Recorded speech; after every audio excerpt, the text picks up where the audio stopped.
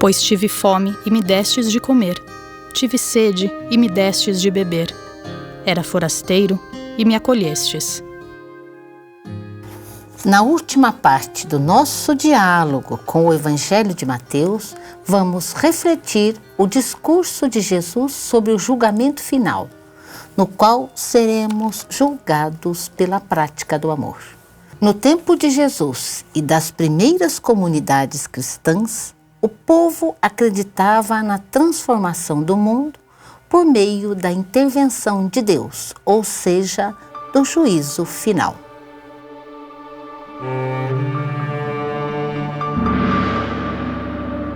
Nos capítulos 24 e 25 de Mateus, as comunidades retomam tradições apocalípticas, inspiradas em Daniel, tradições que foram elaboradas na resistência às guerras e violências sofridas com o Império Grego, com o Império Romano, especialmente tradições elaboradas durante as perseguições de Nero e na Guerra dos anos 70.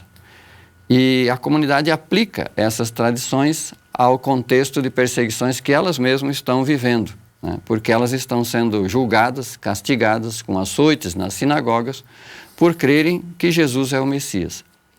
As comunidades de Mateus, como parte do judaísmo, também se apegavam na crença da vinda de um Messias, que iria instaurar o reino de Deus, concedendo a vitória aos justos. Esses sinais de violências eram vistos como a proximidade da chegada do juízo final. As comunidades de Mateus, como parte do judaísmo, também se apegavam na esperança da vinda de um Messias que iria instaurar o reino de Deus, concedendo a vitória aos justos. As comunidades de Mateus, porém, elas veem em Jesus esse rei e juiz de todas as nações e o apresentam como filho do homem que julgará, não com o critério da lei, do puro e do impuro, mas segundo a justiça do reino, a prática concreta do amor solidário. E fazendo isso, eles trazem o julgamento final, não de um tempo distante, mas para o dia a dia da comunidade. O critério vai ser o que nós fizermos hoje aos nossos irmãos pequeninos e injustiçados.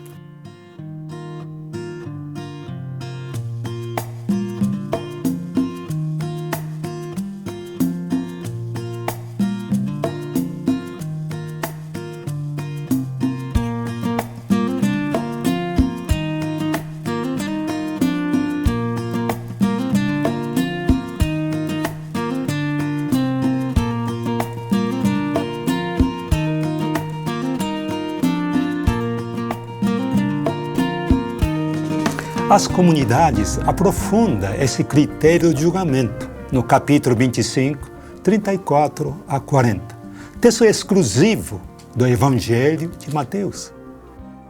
Então dirá o rei aos que estiverem à sua direita: Vinde, benditos de meu Pai, recebei por herança o reino preparado para vós desde a fundação do mundo. Pois tive fome e me destes de comer, tive sede e me destes de beber. Era forasteiro e me acolhestes, estive nu e me vestistes, doente e me visitastes, preso e viestes ver-me. Então os justos lhes responderão: Senhor, quando foi que te vimos com fome e te alimentamos, com sede e te demos de beber? Quando foi que te vimos forasteiro e te recolhemos, ou nu e te vestimos? Quando foi que te vimos doente ou preso e fomos te ver? Ao que lhes responderá o rei: Em verdade vos digo, cada vez que o fizestes a um desses meus irmãos mais pequeninos, a mim o fizestes.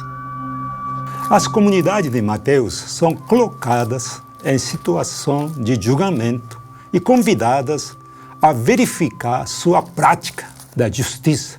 Jesus, Filho do Homem, está presente nas pessoas excluídas. O que importa é exercer a solidariedade sempre, especialmente com os pequeninos. O discurso do juízo final faz parte do último dos 5 livros de Jesus no Evangelho de Mateus e descreve que o critério de julgamento no juízo final é a fidelidade à vontade de Deus. O que o Pai quer é a prática da misericórdia e solidariedade, que é oposta à teologia da retribuição na qual Deus retribui a salvação, oferecendo prosperidade, vida longa, saúde e ressurreição a quem observa a lei por sua salvação individual e promoção pessoal.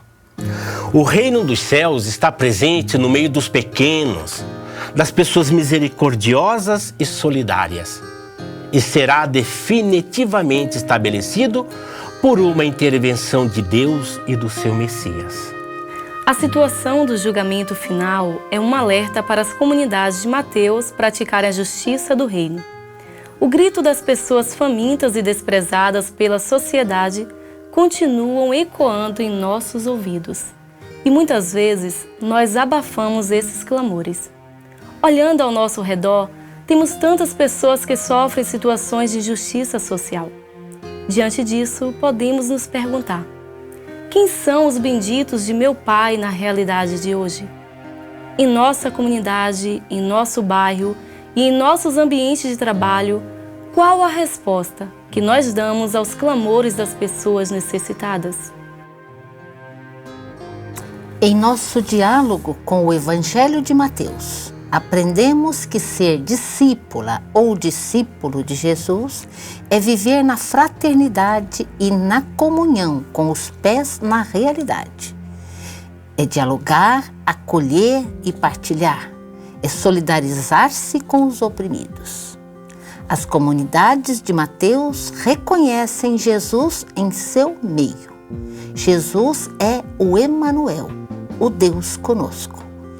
Ele não é um Messias poderoso, triunfalista e ritualista, mas é um Messias servo com a prática do amor, da misericórdia e doação.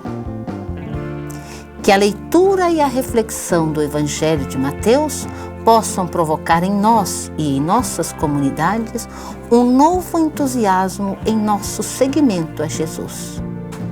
Que possamos aprender da prática de Jesus e das primeiras comunidades a viver a justiça, a misericórdia e a fidelidade.